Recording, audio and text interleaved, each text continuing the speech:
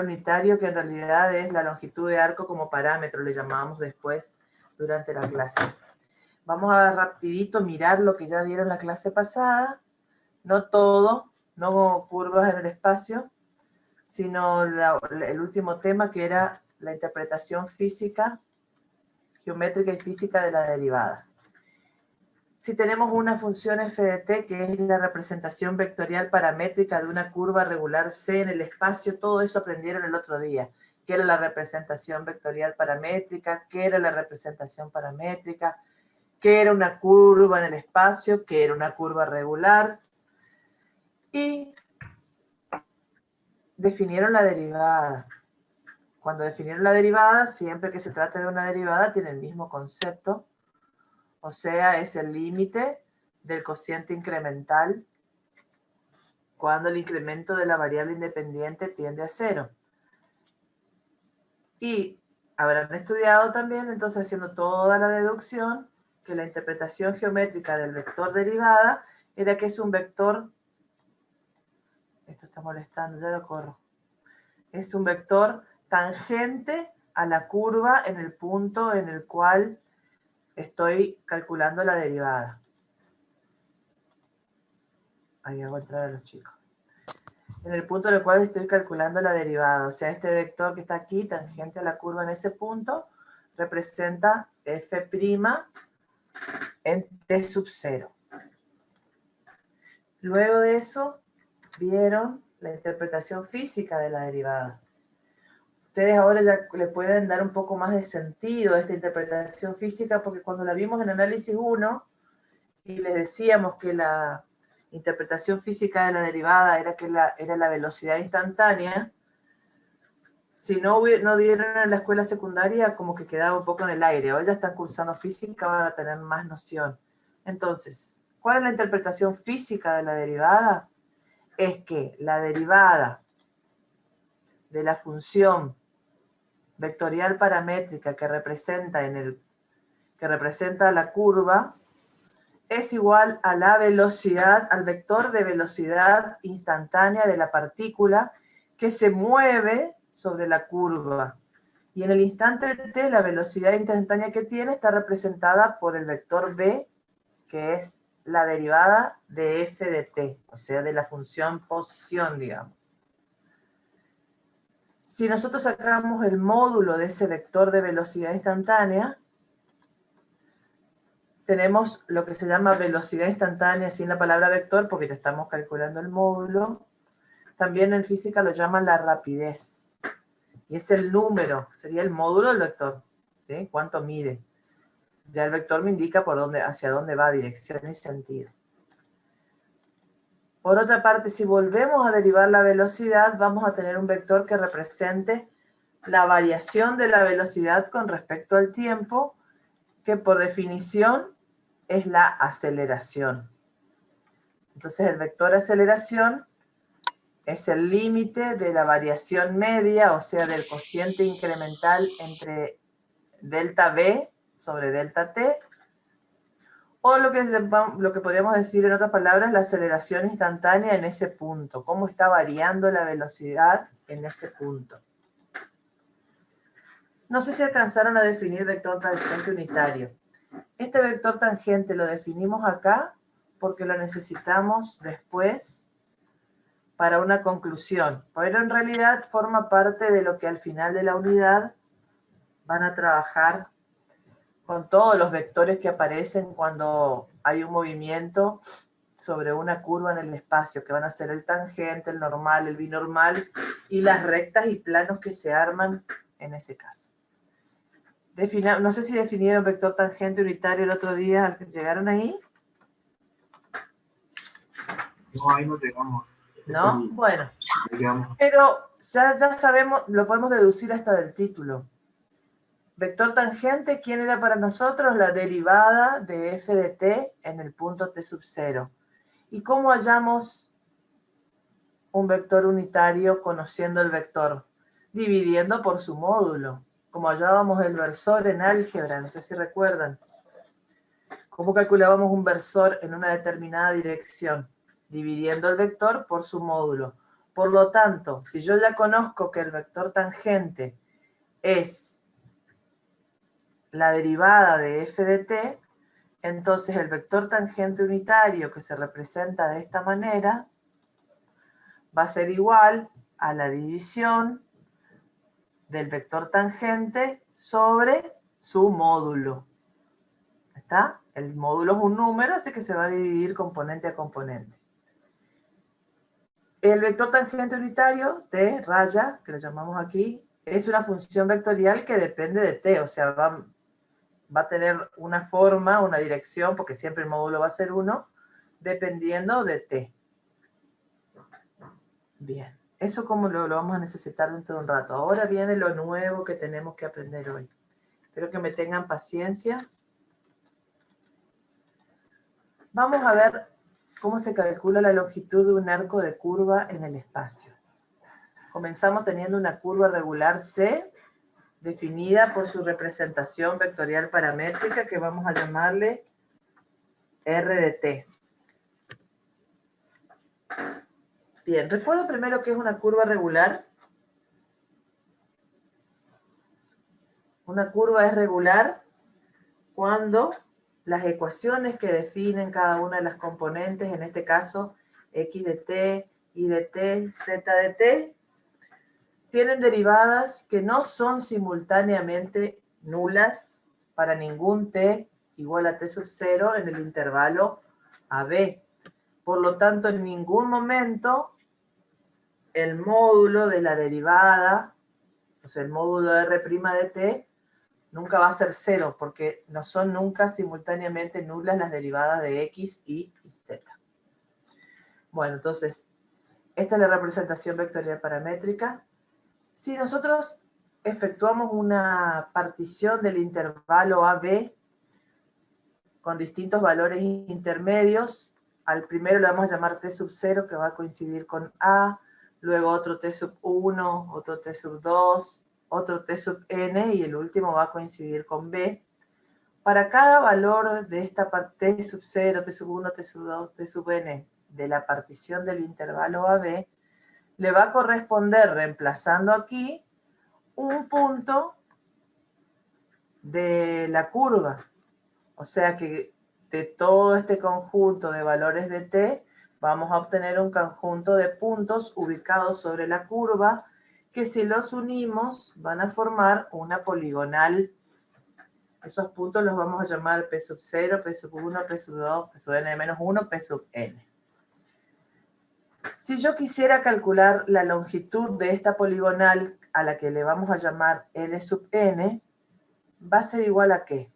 A la sumatoria de las medidas de cada uno de los segmentos que la componen. Y va a ser igual entonces a la medida de P sub 0, P sub 1, que se va a calcular como el módulo de la diferencia entre los dos puntos. Y así sucesivamente. La medida, la distancia, o sea, ¿cómo calculamos la medida entre dos puntos? Es lo que en álgebra definíamos como la distancia entre dos puntos. El módulo de la diferencia entre ambos. Entonces, el segmento P sub 1, P sub 2, la distancia entre P sub 1 y P sub 2, va a ser igual al módulo de P sub 2 menos P sub 1, y así sucesivamente hasta el último segmento P sub n menos 1, P sub n, que va a ser el módulo de P sub n menos P sub n menos 1. ¿Estamos hasta ahí? Hablo rápido yo, pero voy a bajar el nivel. Si hacemos una partición, otra partición de este intervalo AB, aumentando el número de divisiones, estos segmentos vamos a tener más puntos, y estos segmentos van a ser cada vez más, y su longitud va a ser cada vez mayor. ¿Sí? Por eso vamos a decir que al aumentar el número de divisiones va a aumentar la longitud de la poligonal, a la cual llamamos L sub n. Y entonces para cada nueva partición vamos a tener una nueva longitud L sub n, que me va a dar un conjunto de números, de valores. Si ese conjunto de valores L sub 1, como le llamemos, L sub 1, L sub 2, L sub n. Está acotado superiormente, es decir, hay valores mayores que ellos para todos los L sub n, lo que hemos definido en el análisis ya como acotado. O sea, si tiene un extremo superior, vamos a decir que esa curva es rectificable. O sea, si no tiende a infinito, no tiene un extremo infinito ese conjunto de valores de L sub n, vamos a decir que la curva es rectificable y que la longitud de la curva va a ser el extremo superior de ese conjunto, o sea, el mayor de todos los valores que tengo. Por ejemplo, hago una partición y me da Ln igual a 2. Hago una partición más refinada, por decirlo de alguna manera, o sea, con mayor número de divisiones, y que se van a achicar, por supuesto, y me da 2,2. Si hago más refinada, 2,3, etc. No va a tender a infinito porque va a llegar un momento en que esa poligonal se acerca infinitamente a la curva y la longitud de la poligonal coincide con la longitud de la curva. Ese valor es el extremo superior de todos los valores, del conjunto de valores de longitudes de la poligonal.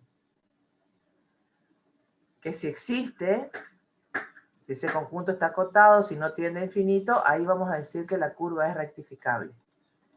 Y si la curva es rectificable, vamos a poder calcular su longitud. Ahora, ¿cuándo podemos probar que es rectificable?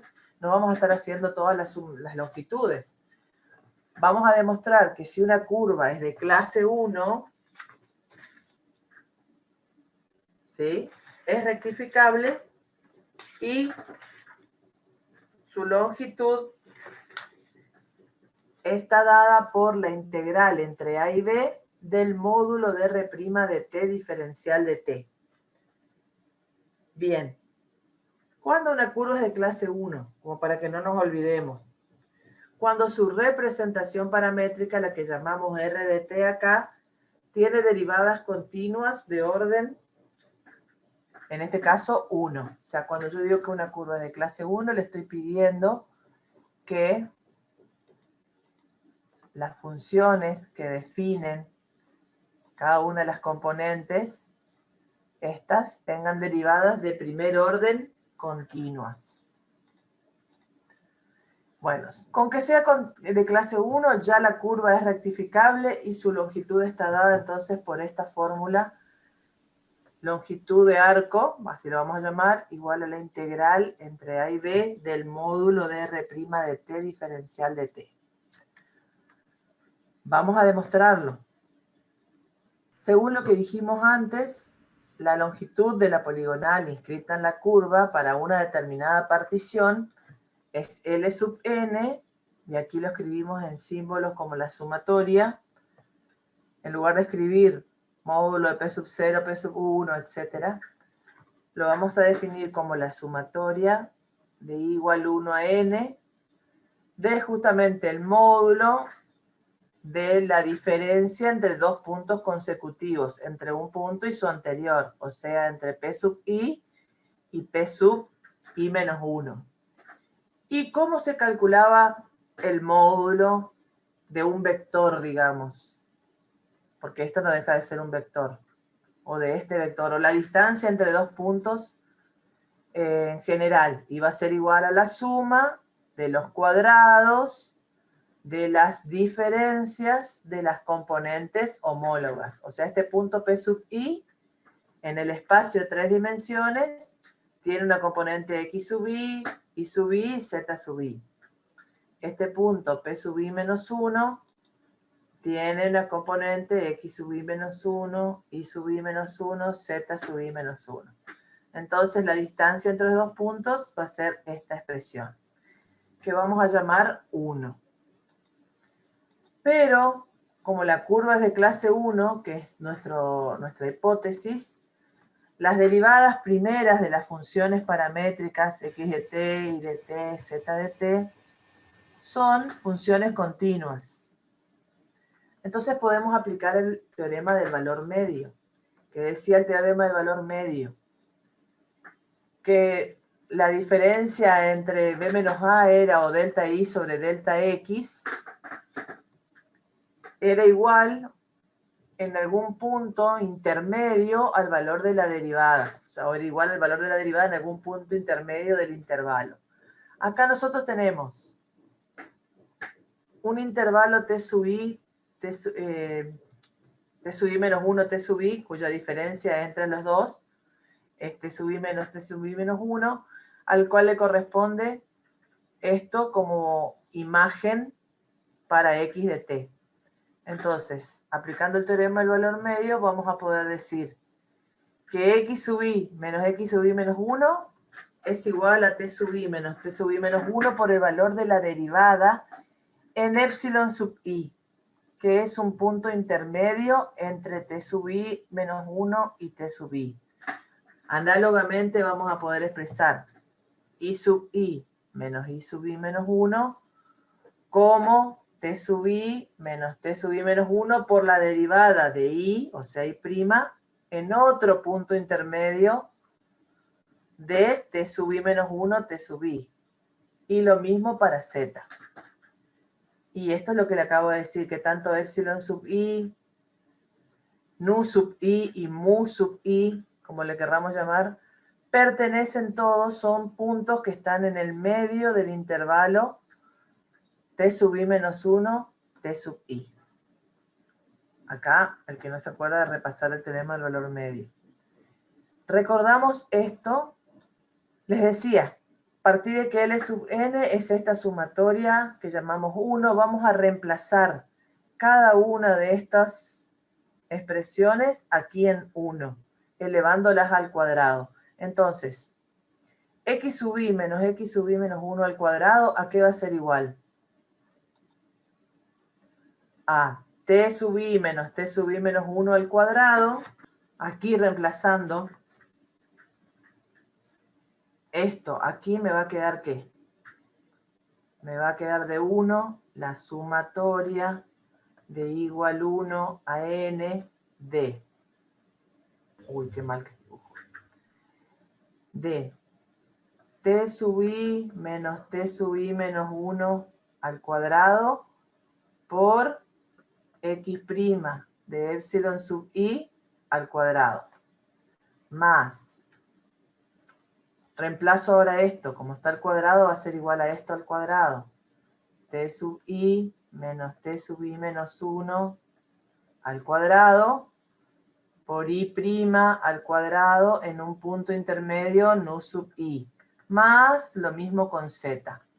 En los tres términos voy a tener este factor t sub i menos menos 1 al cuadrado, así que lo puedo sacar de factor común, e inclusive le puedo sacar, aplicar la raíz, o sea que va a quedar la sumatoria de i igual 1 a n de, saco de factor común t sub i menos menos 1 al cuadrado, y ya le reparto la raíz, y va a multiplicar a x' al cuadrado en epsilon sub i más i' al cuadrado en nu sub i más z' al cuadrado en mu sub i. De ahí es que me queda esto cuando sustituyo las diferencias. Simplifico este cuadrado con esta raíz y queda solo t sub i menos 1 en el paréntesis.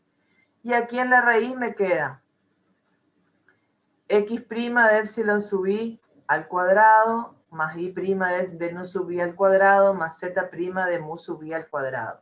Bien, aquí este cuadrado puesto aquí, fuera de esa fuera del paréntesis que tiene al número, pareciera que el que está al cuadrado es el número. Por eso, ojito, yo lo puse aquí porque para indicar que la que está al cuadrado es la derivada. Esto es una coma y esto es un 2. ¿Se entiende? ¿Hay alguien allí? Sí, profe, se entiende. Bueno, o sea, aquí esto yo recorté del apunte y pareciera que está al cuadrado del épsilon, el nu o el mu. Claramente quienes están al cuadrado son las derivadas. Bien. En general, ese épsilon sub i, ese nu sub i, ese mu sub i, esos Lau, numeritos. perdón, Sí, te escucho. me parece que había alguien que quería consultar algo. Sí, yo le Un quería hacer una estudiante. pregunta. Disculpe, en la diapositiva anterior, la integral me parece que tiene los extremos de integración al revés, ¿o me equivoco? Sí, puede ser. Mirá, no me di cuenta. Sí, eso está recortado del apunte, lo pueden corregir, por favor. Bueno, Es gracias. más, podemos corregirlo ya. ¿Sí? ¿Quedó claro? Sí, Gracias. Bien, Hernán. estoy muy amable. Entonces decíamos que esos puntos, yo dije que son puntos cualesquiera, o sea que en general pueden ser puntos distintos, pero como las funciones son de clase 1, son continuas y uniformes, o sea que no están dando ni bucles, ni... o sea, son uniformes, o sea que mantienen el crecimiento de crecimiento, no va a pasar nada, no cambia nada si yo cambio, si yo tomo el mismo punto en los tres. O sea, si a esta raíz que tenía aquí, en lugar de poner épsilon sub i, nu sub i, mu sub i, le pongo épsilon sub i a todas o nu sub i a todas. Y fíjense, cuando yo aplico el límite con la norma de la partición tendiendo a 0, o sea, achico la medidita de la distancia entre t sub i menos 1 y t sub i, que ahora ya no lo voy a llamar más así, sino que lo voy a llamar delta sub i, perdón. O sea, aplico el límite de la partición delta tendiendo a 0, que es lo que antes expliqué diciendo que aumento el número de divisiones. Necesariamente, como es un segmento, va a cambiar al tender delta 0, va a tender n a infinito. Tengo esto que ya tenía, fíjense que aquí está bien puesto, ven que el cuadrado está fuera de un corchete para indicar que la derivada está al cuadrado, y cambio ese t sub i menos t sub i menos 1 por delta t sub i. O sea, es la variación que hay en t desde t sub i menos 1 a t sub i. Lo reemplazo por esto. Y les decía que en general son puntos distintos, pero no pasa nada si son los mismos puntos. ¿Sí? Reemplazo entonces aquí los puntos. Y cuando yo hago tender el límite con la norma de la partición tendiendo a 0 de una sumatoria de algo por ese incremento, por delta t, o sea, delta t va a tender a 0, ¿qué estoy teniendo por definición? Estoy teniendo por definición una integral definida, calculada entre los extremos de variación de t, que son a y b, de esta expresión diferencial de t, por definición de integral definida. Pero si miramos aquí esta expresión, veo que es la suma de los cuadrados de tres componentes de ¿quién? De x' y prima, z', así que eso por definición es el módulo del vector derivada de r de t, o sea, de r' de t. Y esto era lo que queríamos probar, que la longitud de arco, que va a ser el límite con delta tendiendo a 0, de las sumatorias de estas poligonales, de estos productos interiores, va a ser entonces la integral entre a y b del módulo de r' de t diferencial de t. Miramos rapidito un ejemplo muy sencillo, que es algo que podemos comprobar geométricamente. Tengo la ecuación vectorial de la circunferencia de radio A. Ustedes normalmente usamos la ecuación canónica de la circunferencia, x cuadrado más y cuadrado, en este caso sería igual a a cuadrado, si fuera la ecuación de una circunferencia de radio A con centro en el origen. Su ecuación vectorial paramétrica está dada por R de t igual a A por coseno de t más A por seno de t. ¿Todos entienden por qué o tengo que hacer el dibujito para pasar a la paramétrica? Díganme, lo hago. Si yo tengo, vamos a marcar en un cuadrante nada más. Tengo una circunferencia de radio A. La ecuación canónica de esta circunferencia sería x cuadrado más y cuadrado igual a al cuadrado. ¿Cómo se hace para hallar la representación paramétrica? Un punto cualquiera de la circunferencia, lo recuerdan en coordenadas polares, digamos. Voy a bajar aquí. Va a formar un cierto ángulo que no le vamos a llamar alfa ahora, sino que va a ser nuestro parámetro. O sea, este punto móvil sobre la circunferencia se va a mover con A constante, porque esa es la definición de circunferencia, y va a ir variando T. T es nuestro parámetro. Este punto móvil, que en coordenadas rectangulares son X e Y, X no es otra cosa que ¿quién? Que A por coseno de T, e Y es igual a A por seno de T. De ahí que la ecuación vectorial paramétrica de esta circunferencia sea R de t igual a A por coseno de t por I más A por seno de t por J. Y obviamente esta es una circunferencia que está sobre el plano XY. Por eso no aparece aquí componente Z. No es una circunferencia que está en el espacio. Está sobre el plano XY. Eso está en el espacio también, si lo ponemos así, ¿no? Pero particularmente está sobre el plano XY. Por ejemplo, si aquí apareciera más 2K, ¿qué querría decir? ¿Se imaginan eso o no? Si acá en lugar de aparecer nada, apareciera más 2K. ¿Al término independiente? No, no hay término independiente acá porque esto no es un polinomio. Querría decir que la componente z de este punto móvil de la curva, del vector posición, estaría siempre a una altura 2. Si aquí apareciera 2K, querría decir que esto es la ecuación vectorial paramétrica de una circunferencia ubicada sobre un plano z igual a 2, porque todos los valores de z son 2. O sea, esta, como aquí no aparece, quiere decir que la componente del vector k, que me da la altura, es 0, entonces esta circunferencia está ubicada sobre el plano XY. Si yo representara esto en el espacio, me daría todo sobre el plano XY. Y si tuviera más 2K, me darían todos puntos a una altura 2. Sería una circunferencia ubicada sobre el plano Z igual a 2. Cuando vemos la ecuación, tratemos de imaginarla ya gráficamente. Bueno, pero estamos aquí para calcular la longitud de esa circunferencia. Entonces hallamos primero R' de t, derivando término a término, componente a componente. La derivada de esto va a ser menos A por seno de t. La derivada de esto va a ser A por coseno de t. Luego necesitamos el módulo de esta derivada, que como vimos es la raíz cuadrada de la suma de los cuadrados de las componentes. Aquí ya saca factor común A cuadrado, o sea, el módulo de R' de t va a ser A cuadrado por seno cuadrado de t más A cuadrado por coseno cuadrado de t.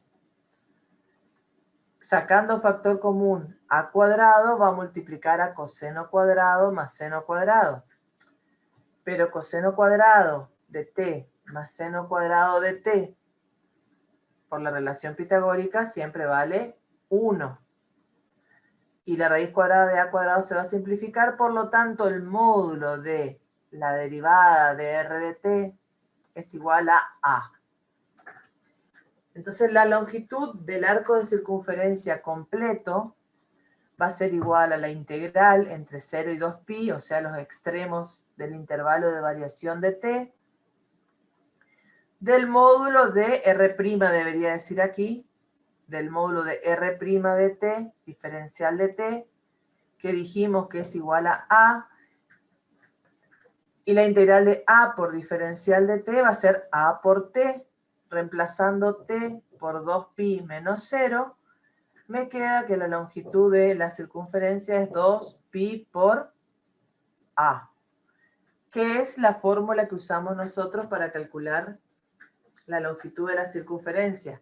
2pi por radio o pi por diámetro. Lo comprobamos geométricamente, acá analíticamente desde el análisis matemático, y es nuestra fórmula conocida desde que vamos a la escuela primaria. Te escucho, querido. El menos del r' de t al principio, ¿en dónde se va a sacar el módulo? Al cuadrado. Ah, entiendo, perfecto. ¿Sí? ¿Sí? Cuando le vamos al cuadrado, chau. Recuerden que los cuadrados son siempre positivos.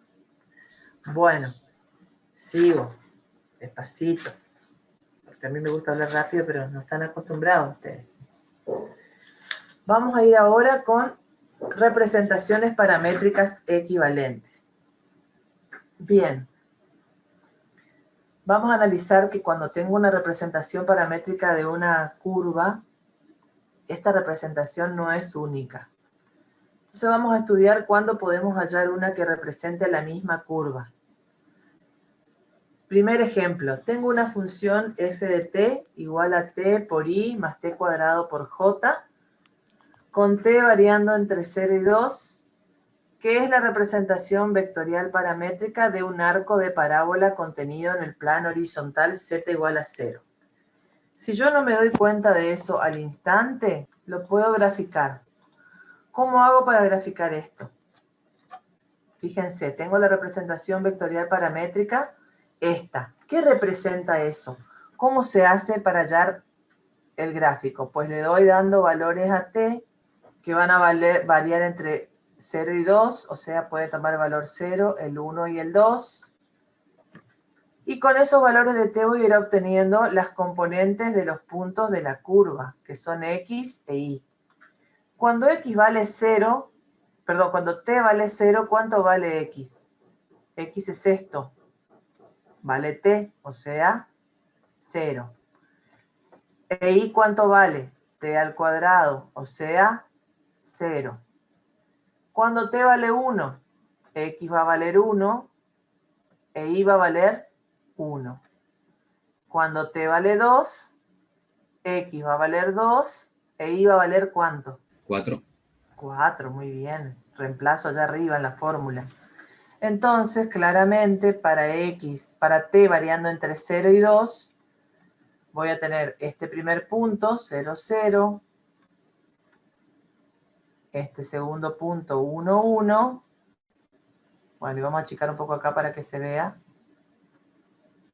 Este tercer punto, 0, 4. Que si lo hubiera dibujado bien, pasaba por donde tenía que pasar. Por eso es que me dice que esta expresión es la representación vectorial paramétrica de un arco de parábola, de este pedacito, contenido en el plano horizontal z igual a 0. De vuelta, ¿por qué digo que está en z igual a 0? Porque aquí es más 0 por k. No aparece componente en z. Bien. Vamos a mirar que existen otras representaciones vectoriales paramétricas para el mismo arco de curva.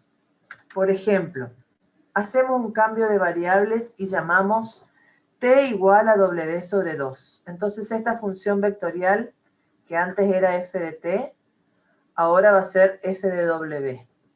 Si t es igual a w sobre 2, aquí va a quedar w sobre 2 por i.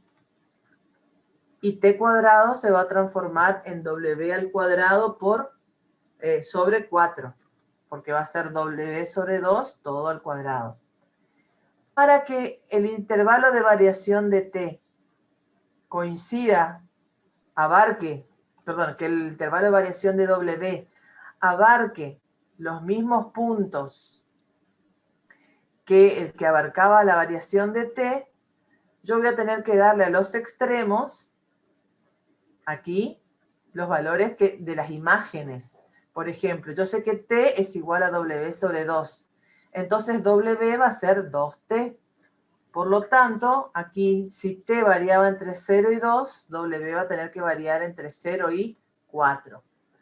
Si yo le voy dando valores ahora a W, entre 0 y 4, no voy a dar todos, voy a ir hallando qué puntos me da cuando varío W entre 0 y 4, la imagen de f de W, esta otra nueva representación paramétrica que yo voy a probar que es de la misma curva. Si W es 0, esto me va a dar 0 y esto me va a dar 0. Si W es 1, me va a dar 1, un medio y un cuarto. Si W es 2, me va a dar 1 y 1. Si W es 4, me va a dar 2 y 4. Claramente son todos puntos. O sea, al variar W, de vuelta voy recorriendo con los puntos este arco de parábola que ya definí con esta otra f de t. Solo que ahora, al darle valores de A1 a W, voy a ir más lento sobre la curva. Cuando yo voy dándole valores de A1 unidad a t aquí, hago 0, 1, 1, 2, 4. Voy como rápido. Cuando uso esta otra representación paramétrica, voy sobre la misma curva, en el mismo sentido, pero más lentamente. ¿Qué pasa si yo ahora hago otra representación paramétrica y digo que en lugar de eso, t es igual a 1 menos W? Si t es igual a 1 menos W, W va a ser igual a 1 menos t. Y entonces, para t igual a 0, voy a tener el valor 1, y para t igual a 2, voy a tener el valor menos 1.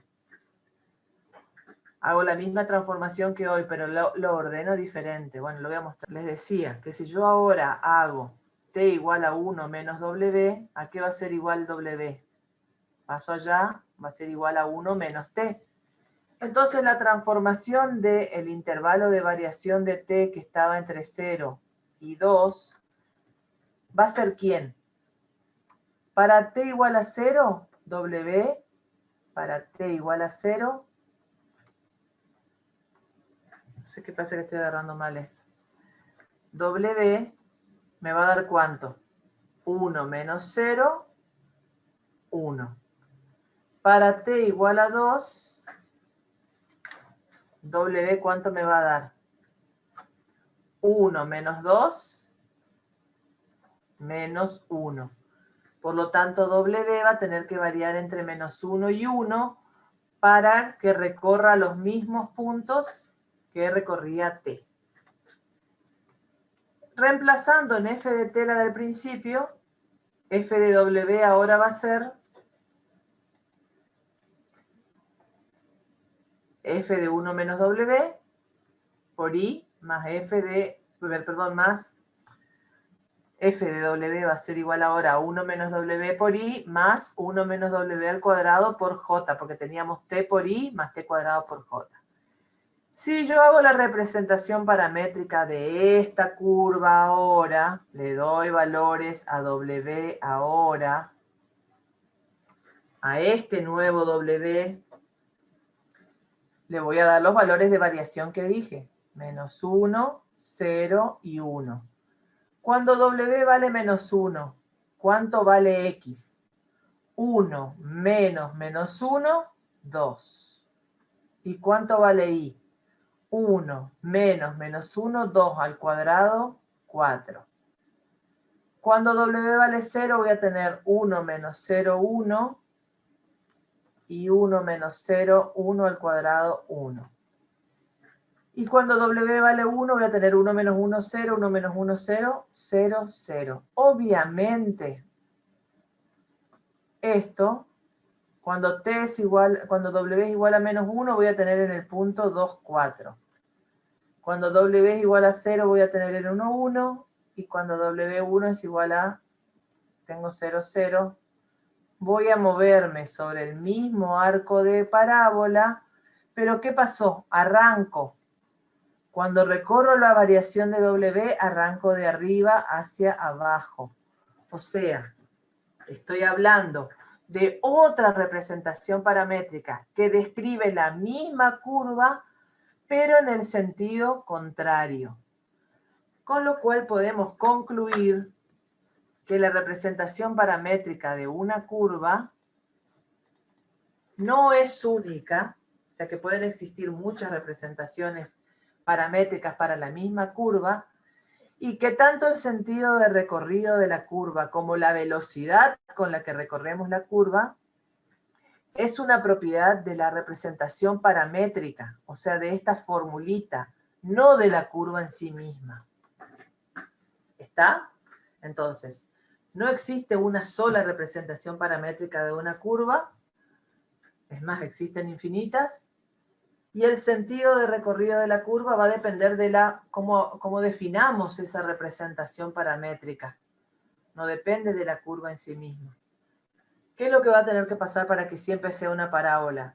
Que si una es x, la otra sea x al cuadrado. Si una es a, la otra sea al cuadrado, porque si es la parábola, igual a x al cuadrado. Bien.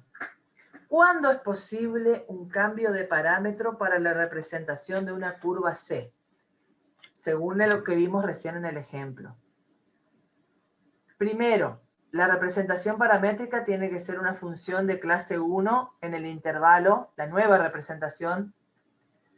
Vieron que nosotros hicimos acá. Arrancamos con T, arrancamos con esta T. Luego hicimos, perdón, estoy hablando para... Arrancamos con esta T, luego hicimos esta otra T de W, luego hicimos esta otra T de W. ¿Qué le vamos a pedir entonces a esa T de W? Que sea una función de clase 1 en el intervalo I de W. O sea que sea continua en el intervalo y continua sus derivadas en el intervalo. Eso también me va a asegurar que la derivada de t con respecto a w sea distinta de 0 en todo ese intervalo de variación de w. Y que la transformación del intervalo de w, de variación de w, me dé i de t, que es lo que nosotros estuvimos haciendo. ¿Sí? Yo estuve hallando el intervalo de variación de w para asegurarme que al transformarlo, o sea, al aplicarle t a esos extremos y a los valores entre los cuales varía w, la imagen sea el intervalo de variación de t. Eso se va a decir expresando que la función t de w transforma el intervalo de variación del parámetro t. Básicamente, la función que yo elija como para parametrizar, para cambiar el parámetro, tiene que ser de clase 1. Su derivada tiene que ser distinta de 0 en todo el intervalo de variación de esta nueva variable w. Y la transformación de i de w me tiene que dar como resultado i de t. La transformación quiere decir la imagen de todos los valores del intervalo i de w me tiene que dar el conjunto i de t, que es lo que estuvimos calculando cuando calculé los extremos de w. Si se verifican estas tres condiciones, las representaciones que yo busque se llaman equivalentes. Al yo pedirle a la función t que sea continua de clase 1 y que su derivada sea distinta de 0, o sea que las derivadas sean continuas y siempre distintas de 0, eso va a implicar que la función t sea o creciente o decreciente, o sea, estrictamente creciente o estrictamente decreciente en todo el intervalo. Si yo tengo una función de esa característica es biyectiva, y si es biyectiva admite inversa. Y entonces voy a poder asegurar que si la función t de w sirve para la representación, su inversa también. Entonces, resumiendo, para cambiarle la representación a una curva C, tengo que encontrar otra que verifique estas tres condiciones. Cumplidas estas tres condiciones, esa función t de w va a ser biyectiva y por lo tanto va a tener inversa. Entonces me van a servir para ese cambio de parámetro tanto t de w como su inversa, que es w de t. Esa es la última conclusión. Como es biyectiva, me van a servir para el cambio de parámetro tanto la función t como su inversa. Sí, profe. Sí, profe, sí. Bueno, entonces, ¿qué vimos hasta ahora? Nada más que cómo se calcula la longitud de arco, que hablé mucho, pero es cortito, hay 2 o 3 detalles nomás. Y representaciones paramétricas equivalentes, que básicamente lo que me dice es que dada una representación paramétrica de una curva, puedo hallar otras equivalentes. Puedo encontrar otras equivalentes. Y que para que sean equivalentes, o sea que representen la misma curva, tienen que cumplirse estas condiciones. Y que si se cumplen estas condiciones, además de poder usar t de w, voy a poder usar su inversa para el cambio de representación, cambio de parámetro. T es nuestro parámetro. Bien. Ahora vamos a estudiar en particular un parámetro particular que es la longitud de arco. O sea, si la función longitud de arco se usa como parámetro. Vamos a suponer que tengo f de t igual a f1 de t por i, más f2 de t por j, más f3 de t por k, que es la representación o ecuación vectorial paramétrica de una curva regular C. Dijimos ya que la longitud de arco entre un punto P sub 0 fijo, desde donde arrancamos, puede ser desde el origen o no, y otro punto móvil P, pertenecientes a dicha curva y correspondiente a los valores T sub 0 y T del parámetro que está aquí, o sea, estos puntos P sub 0 y P se obtienen para valores del parámetro respectivamente T sub 0 y T. Esa función longitud de arco está dada por S de t igual a la integral entre t sub 0 y t del módulo de f' de t diferencial de t. Esta función longitud de arco, que estudiamos recién, cumple las siguientes condiciones. Que si t sub 1 es distinta de t sub 2, entonces S de t sub 1 es distinto de S de t sub 2 para cualquier par de t sub 1 y t sub 2 pertenecientes a B. Esto quiere decir que la función es inyectiva. Es decir, que si yo tengo dos valores distintos del parámetro, sus imágenes son distintas. O sea, no me va a dar el mismo valor de longitud de arco si yo tomo dos valores distintos del parámetro. No va a volver a pasar por el mismo lugar, no hace un rulo, o no vuelve atrás sobre la curva, ¿sí? Porque es una curva regular C. Es una curva regular. Además, S' de t, la derivada de esta longitud de arco, va a ser la derivada de esta integral. O sea, va a ser la derivada con respecto a t de la integral de f' de t diferencial de t. Por lo tanto, como la integral y el diferencial son inversos, la integral y la derivada son inversas, la derivada de S' de t va a ser igual a ¿quién? A lo que estoy integrando, o sea, al módulo de f' de t, de f' de t, nada más, no diferencial de t. Entonces, esta función longitud de arco cumple estas dos condiciones, y esto recuerden, que S' de t es igual al módulo de f' de t. En el libro dice f de t acá, así que deberían corregir, ¿sí? Lo corregí yo con el Paint. Y como se trata de una curva regular, esta S' de t, la derivada, es distinta de 0 en todo el intervalo AB, que es el intervalo de variación de t. Por todo eso, la función S, que es S de t, o su inversa, por lo que dijimos antes, pueden ser usadas como cambios de parámetros para obtener una representación paramétrica equivalente. La representación paramétrica que podemos usar utilizando la longitud de arco como parámetro tampoco va a ser única porque fíjense que S de t está definido en función del punto elegido como origen para medir esa longitud. Y vamos a decir que la representación vectorial de una curva regular dada en función de la longitud de arco, S, se llama representación natural de dicha curva. ¿Qué es lo que estoy queriendo decir aquí? Que la función longitud de arco también puede usarse como parámetro de una representación paramétrica de una curva C. Y que en particular, si usamos la longitud de arco como parámetro, se denomina, esa representación recibe el nombre de representación natural. Vamos a ver un ejemplo.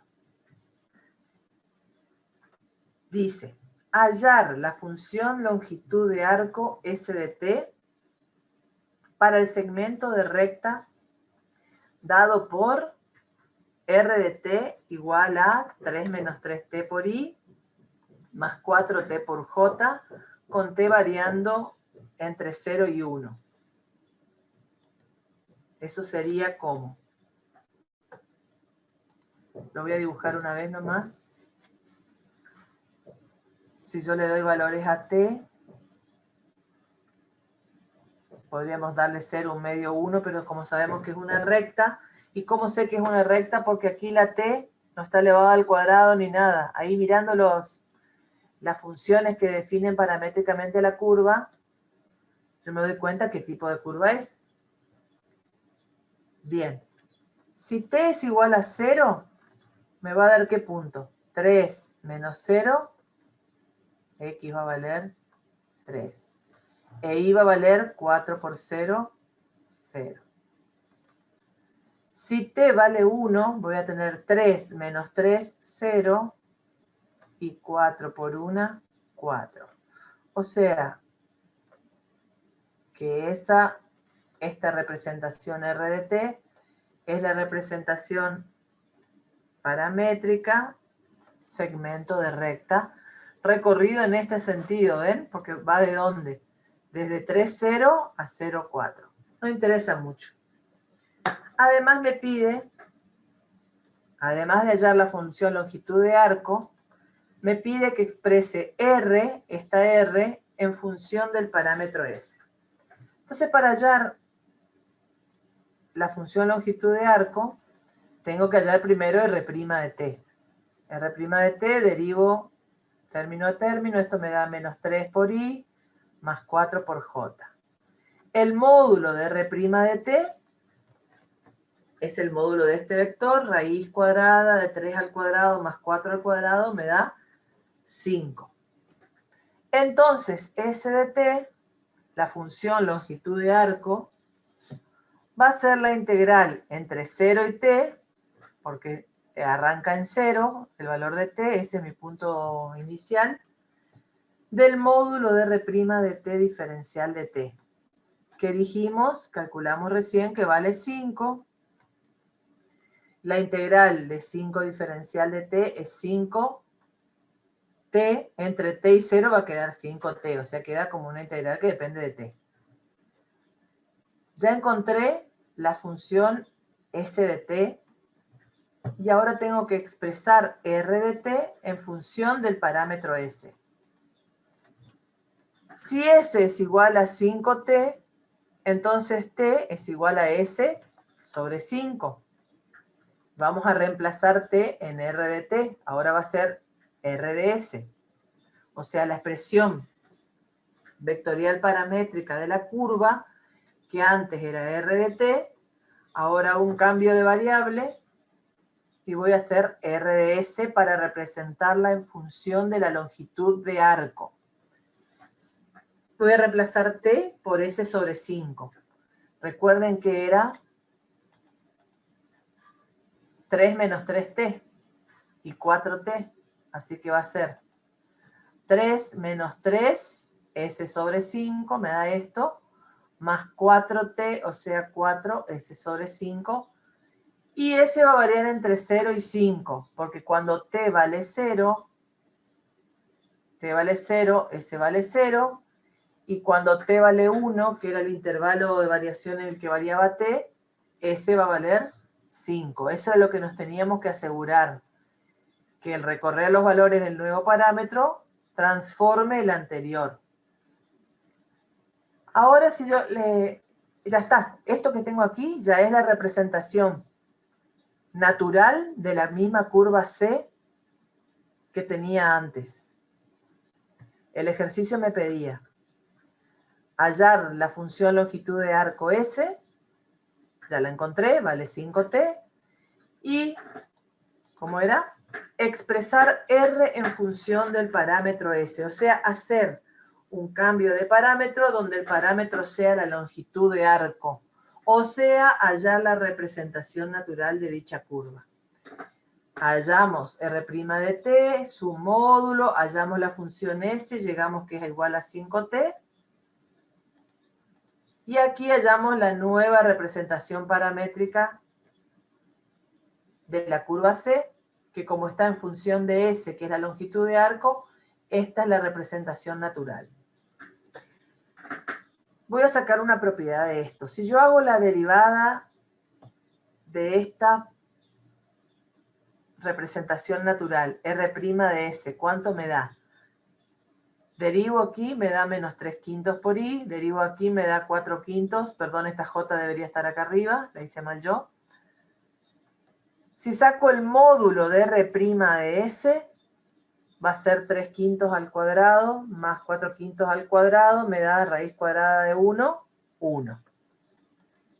Vemos entonces que si C es una curva regular dada por R de S, donde S es el parámetro longitud de arco, entonces el módulo de su derivada vale 1. Y viceversa. Si encontramos una curva en la cual el módulo de la derivada de la función nos da 1, quiere decir que ese parámetro es la longitud de arco. Repito, si tenemos una curva dada por su representación natural, o sea, donde el parámetro no es un t cualquiera, sino que es la longitud de arco, el parámetro que aparece aquí, al que yo le voy dando valores, es la función longitud de arco, la derivada, el módulo de la derivada me va a dar 1. Esto en el libro está expresado con otra notación, pero es lo mismo. Dice, perdón, que si f de s, que es igual a f de t de s, o sea, puedo expresarlo como s o como t de s, es una representación natural de la curva regular C, la derivada de f de s es el vector tangente unitario. ¿Por qué? ¿Sabemos qué es por qué es el vector tangente unitario?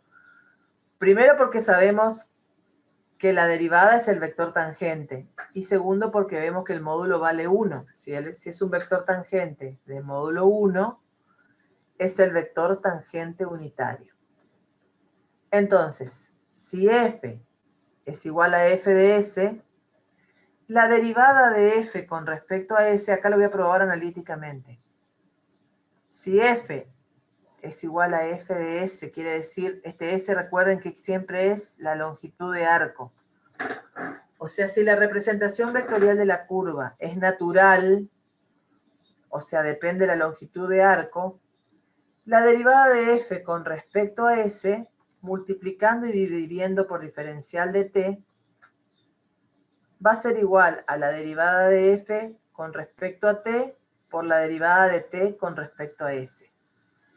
Pero multiplicar por diferencial de t sobre diferencial de s es lo mismo que dividir por diferencial de s sobre diferencial de t.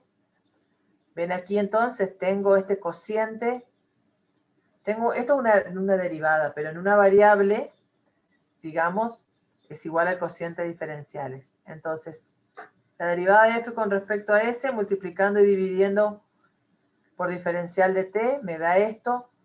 Transformo este producto en esta división Y luego recuerdo que la derivada de S con respecto a t, que es ¿quién? ¿Cómo lo puedo llamar además de derivada de S con respecto a t? Esto, la derivada de S con respecto a t, S' de t. ¿Y a qué dijimos antes que era igual S' de t? En las condiciones, cuando arrancamos con la longitud de arco como parámetro, definimos longitud de arco y dijimos que cumplía dos condiciones, que si T1 es distinto de T2, entonces S de T1 es distinto de S de T2, y además que S' de T me daba igual al módulo de F' de T, y que además esto siempre era mayor que 0.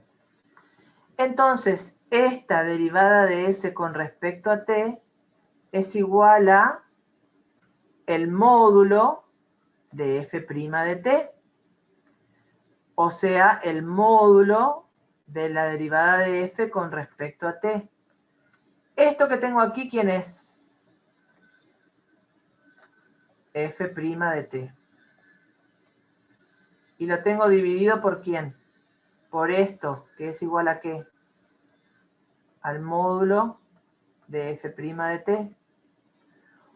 El vector derivada dividido el módulo del vector derivada, ¿a qué me daba igual?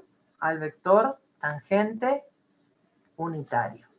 A lo mejor esto está como recargado, dicha muchas veces, pero esto es lo importante entonces, que la derivada de f con respecto a s, que es el parámetro longitud de arco, me da igual al vector tangente unitario.